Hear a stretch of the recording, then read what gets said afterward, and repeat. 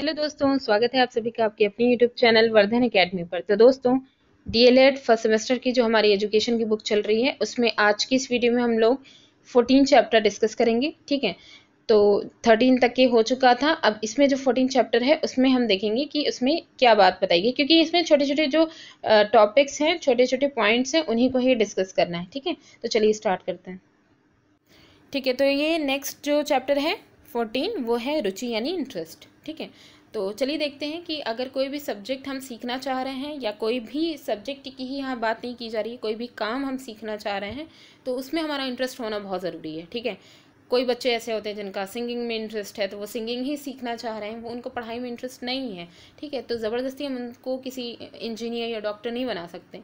तो वही बात है कि इंटरेस्ट का क्या रोल है एजुकेशन में, इसमें देखते हैं। रुचि का तात्पर्य हमारी पसंद से होता है। सीधी लैंग्वेज में अगर बोलें तो हमारी पसंद से होता है। यह हमारे मानसिक अनुभवों से संबंध रखने वाला एक प्रेरक है। ठीक है, एक तरीके से ये एक प्रेरक का काम करता है, जो हमारे जो मानसिक अनुभव हैं उनसे रिलेटेड है।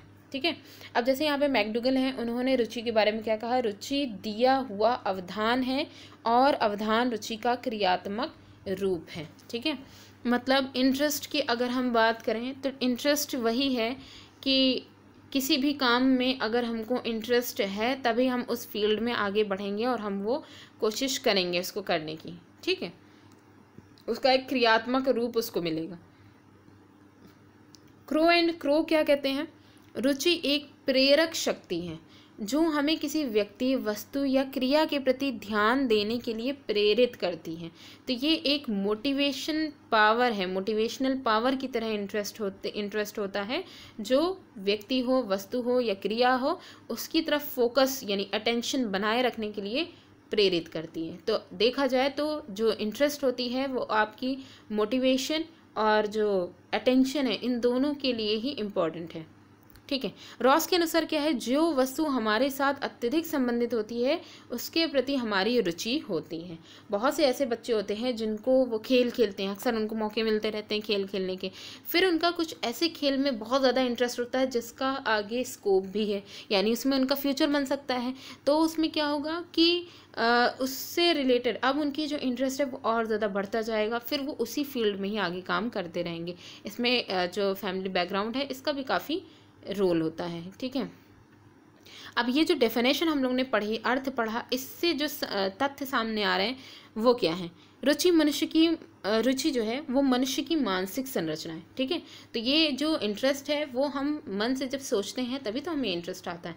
बहुत सी ऐसी, अक्सर आपने देखा होगा कि जो कलात्मक कार्य हैं उनमें जो लड़कियां होती हैं उनको कलात्मक कार्यों में बड़ा इंटरेस्ट होता है। ठीक है, तो उनकी रुचि होती है उस चीज़ को क्रिएट करने में। ठीक है, यह जन्मजात एवं अर्जित दोनों ही होती है। तो ये जो इंटरेस्ट होता है ये जन्मजात भी होता है और इसे अर्जित भी किया जाता है। बहुत से ऐसे बच्चे होते हैं जिनको मतलब जैसे मान लीजिए कंप्यूटर की बिल्कुल नॉलेज नहीं थी उनको, ठीक है, लेकिन उनको एक क्लास ऐसी आई कि जिसमें उनको कोई प्रोजेक्ट दिया गया या कोई ऐसी ऐप बता दीजिए जो बहुत ही ज़्यादा इंटरेस्टेड थी। जब उसमें उसने काम किया उसे बड़ा मज़ा आने लग गया, तो फिर क्या हुआ, उसमें जब उसको इंटरेस्ट आने लग गया तो यही क्या उसने अर्जित किया।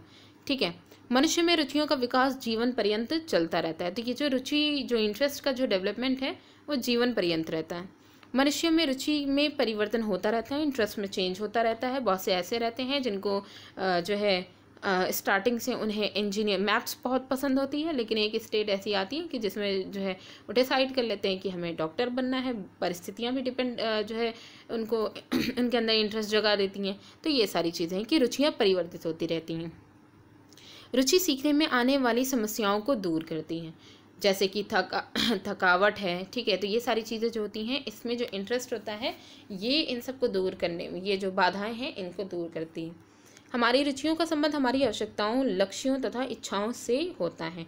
यानी कि इंटरेस्ट जो है वो ये डिपेंड करेगा कि हमें किस चीज़ की नीड है, हमारा मेन लक्ष्य क्या है, किधर जाना है। यानी कि देखिए वही बात हमने कही कि अगर कोई बच्चा है वो उसका खेल में इंटरेस्ट हो गया है, अब उसका जो खेल है, बहुत से ऐसे बच्चे होते हैं जिनका फुटबॉल है या अलग अलग तरीके के जो जैसे ओलंपिक्स में जो गेम होते हैं, तो उनके प्रति उनके इंटरेस्ट जो बढ़ता है वो क्या होता है, उनका एक टारगेट बन जाता है। कि हमें जो है इंटरनेशनल जो है जो टीम है उसके साथ खेलना है, या मतलब उनका एक टारगेट बन जाता है। तो उनकी जो इच्छा होती है कि उस जो है टीम के साथ खेलना है या ओलंपिक्स में हमें जाना है, तो यही चीज़ क्या है, उनका जो इंटरेस्ट है उनके लिए ये लक्ष्य और इच्छाओं का होना ज़रूरी है। ठीक है, अब हम यहाँ देखेंगे कि जो रुचियों के हम लोग ने प्रकार पढ़े थे कि 2 प्रकार की होती हैं, जन्मजात इन्फॉर्म इंटरेस्ट होती है, अर्जित रुचियाँ होती हैं।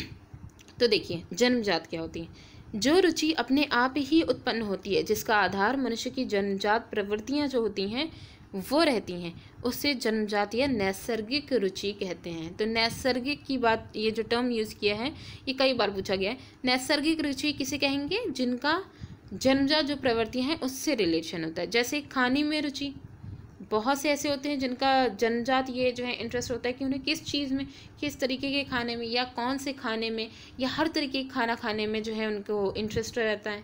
संग्रह करने की रुचि, आपने देखा होगा बहुत से ऐसे बच्चे होते हैं जो बहुत अलग अलग तरीके की कलेक्शन, चाहे वो कॉइन का कलेक्शन हो, पेन का कलेक्शन हो, कार्ड्स का कलेक्शन हो, तो ये सब करने में बड़ा इंटरेस्ट होता है उनको। ठीक है, इसके बाद है वातावरण के प्रभाव से स्वतः या इच्छा के द्वारा प्राप्त जो रुचि होती है उसको अर्जित रुचि कहते हैं। अब वातावरण से वो चाहे स्वतः अपने आप अर्जित हो गई हो या हमारी इच्छा हुई हो उसको अर्जित करने की, जैसे कि पढ़ने या गाने या अभिनय करने में जो रुचि आती है। ठीक है, तो ये डिपेंड करती है, ये सब अर्जित की जाती हैं। अच्छा, अब यहाँ पे हमें देखना है बच्चों की जो रुचि परीक्षण होता है उसमें क्या जो है रोल है। तो देखिए बच्चों में रुचि का जब टेस्ट किया जाता है तो वो टेस्ट ऐसे तैयार किया जाता है कि इसमें कुछ क्वेश्चंस तैयार किए जाते हैं, कुछ आइटम बनाए जाते हैं। ठीक है, आइटम जो है इसमें डाले जाते हैं। अब उससे रिलेटेड बच्चों से पूछा जाता है, उनसे हाँ या ना में जो है उनका जो जवाब है वो पूछा जाता है। अब उनसे क्वेश्चन पूछे जाते हैं कि आपको ये जो है, जैसे मान लीजिए बच्चों से ये पूछा गया, ठीक है, बहुत से ऐसे बच्चे होते हैं जिनको फ्रूट्स नहीं पसंद होता है या सैलड नहीं पसंद होता है। ठीक है, बहुत से ऐसे बच्चे होते हैं जिनको फास्ट फूड जो है बहुत ज़्यादा जो है पसंद होता है। ठीक है, बहुत से ऐसे होते हैं जिनको सैलड या फ्रूट्स वगैरह बहुत पसंद होता है। तो ये ऐसे कुछ, मतलब ये एक एग्जाम्पल के फॉर्म में रखा गया, ऐसे बहुत सारे एग्जाम्पल रखे जाएंगे और उनसे पूछा जाएगा कि आपको अगर कुछ चीज़ें खाने के लिए दी जाएँ या कुछ खेलने के लिए दी जाएँ तो आप बताइए इनमें से कौन सी चीज़ें आपको या उनके सामने रखी गई कि आपको ये पसंद है, आप इसमें इंटरेस्टेड हैं या नहीं है। ठीक है, तो उनको हाँ या ना में जवाब देना होता है। इससे ये पता चल जाता है कि बच्चों की रुचि किस में है। ठीक है,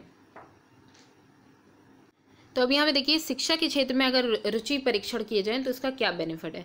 सबसे पहले छात्रों की जो रुचियां हैं उनका पता लगाना कि इसका अगर शिक्षा के फील्ड में अगर देखा जाए तो उनका किस सब्जेक्ट या किस क्षेत्र में उनका इंटरेस्ट है। दूसरा, व्यक्तित्व विभिन्नता का पता लगाना, क्योंकि ये बहुत इंपॉर्टेंट है, ये भी इंटरेस्ट से ही पता चल जाता है। रुचियों की तुलनात्मक जानकारी, तुलना की जाए कि किसका किस में ज़्यादा इंटरेस्ट है। वर्गीकरण करने में भी हेल्प मिलेगा कि अब बहुत से ऐसे बच्चे होते हैं जिनको मैथ्स में बहुत ज़्यादा इंटरेस्ट होता है, क्वेश्चन लगाने में इंटरेस्ट होता है। बहुत से ऐसे होते हैं जिनको आर्ट बनाने में बहुत इंटरेस्ट होता है। बहुत से ऐसे होते हैं जिनको लिटरेचर में बहुत इंटरेस्ट होता है। तो इस तरीके से बच्चों का वर्गीकरण भी किया जा सकता है। व्यक्तित्व का मापन भी यहाँ पे किया जा सकता है कि उनकी पर्सनैलिटी में किस तरीके का इफेक्ट डालेंगी ये सारी जो इंटरेस्ट है। ठीक है, शैक्षिक निर्देशन देने के लिए छात्रों को शिक्षा के प्रति निर्देशन अगर देना है तो वो भी उनकी इंटरेस्ट पे ही डिपेंड करता है।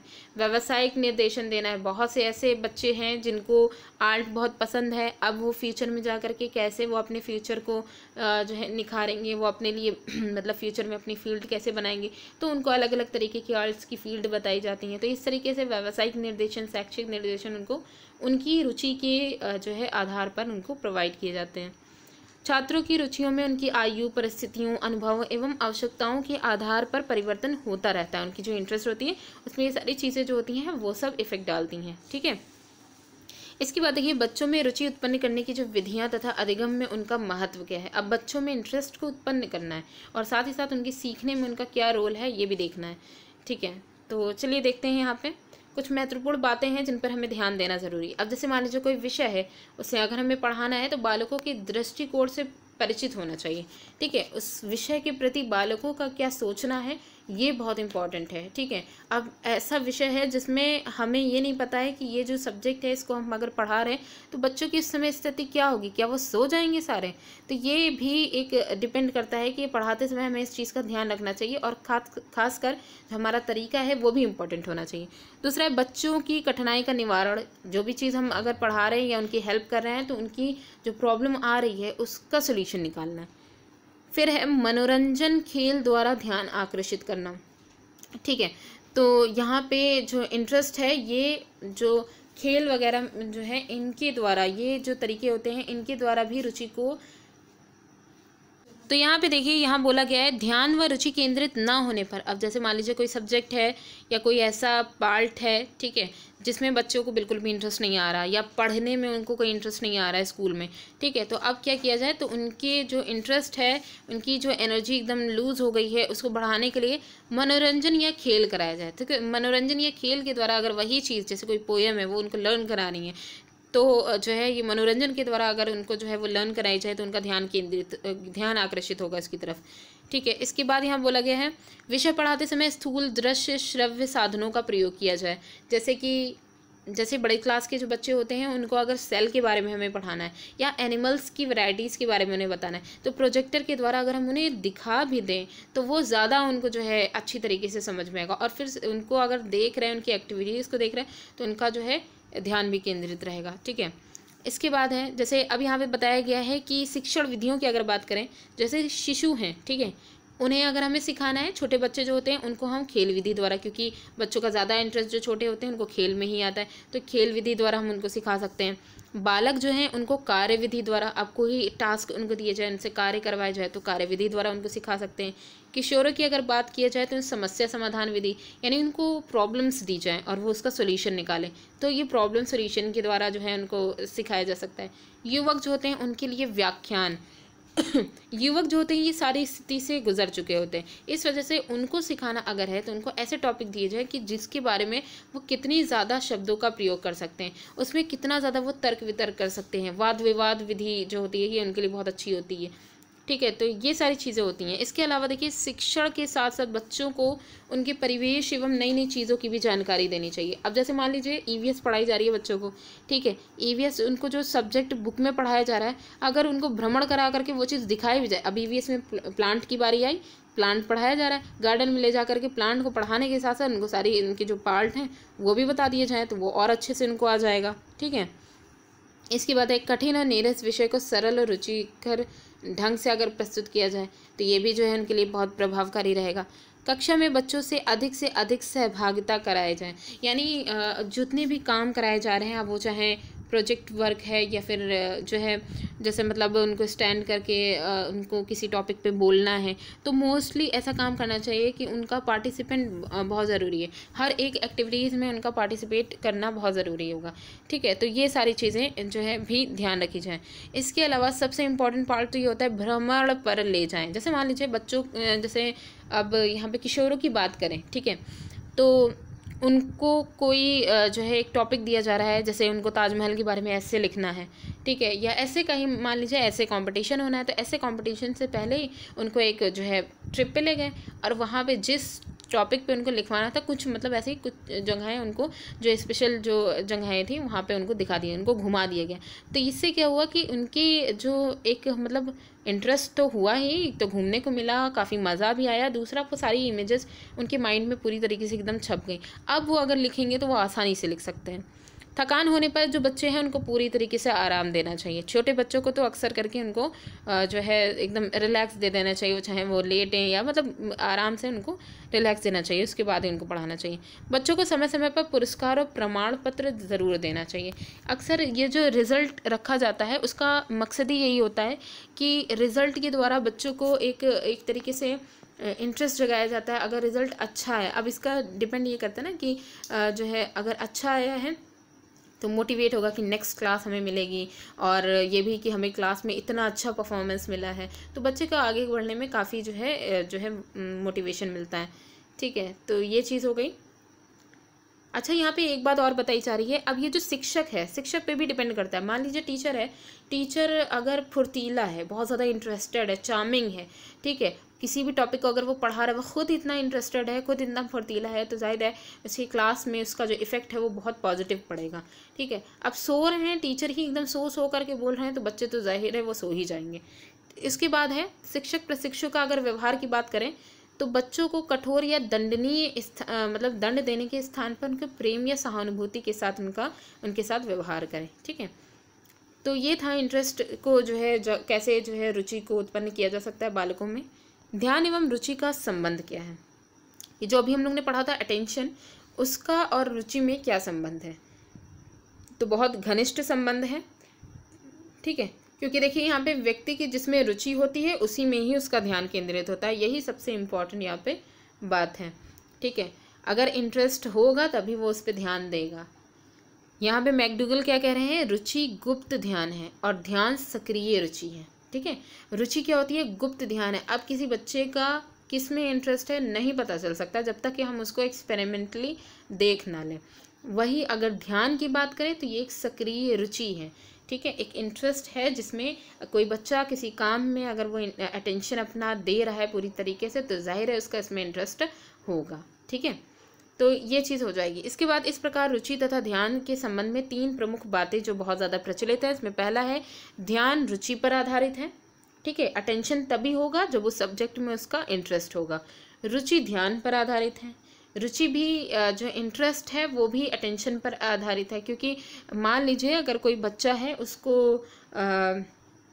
आर्ट या मतलब मान लीजिए खेल खेलना है, ठीक है, या फिर आर्ट बनानी है, या फिर कोई भी मतलब क्राफ्ट बनाना है, तो क्राफ्ट आर्ट कुछ भी हो सकता है, ये सब रखा जाए। ठीक है, उसका उसमें इंटरेस्ट भी है, लेकिन अब अचानक से उसके घर के कोई जो है फैमिली मेम्बर आ जाते हैं या उनके सहपाठी अगर आ जाते हैं, तो उनका क्या है कि उसका जैसे ही उसका ध्यान उससे हटेगा तो उसका खेलने कूदने में लग जाएगा, फिर वो चीज़ उसमें जितने कंसंट्रेशन से वो चीज़ वो कर रहा होगा फिर उसमें उसका मन नहीं लगेगा, वो उधर चला जाएगा। मतलब कहने का है कि इंटरेस्ट है लेकिन उसका ध्यान होना बहुत ज़रूरी है। जब उसमें पूरी तरीके से वो अपना अटेंशन देगा तभी वो काम पूरा कंप्लीट कर पाएगा। कि अगर वो लोग आए हैं तो उनको भी जो है वहाँ खड़ा कर लो कि देखो हम इसे कंप्लीट कर ले फिर चलते हैं।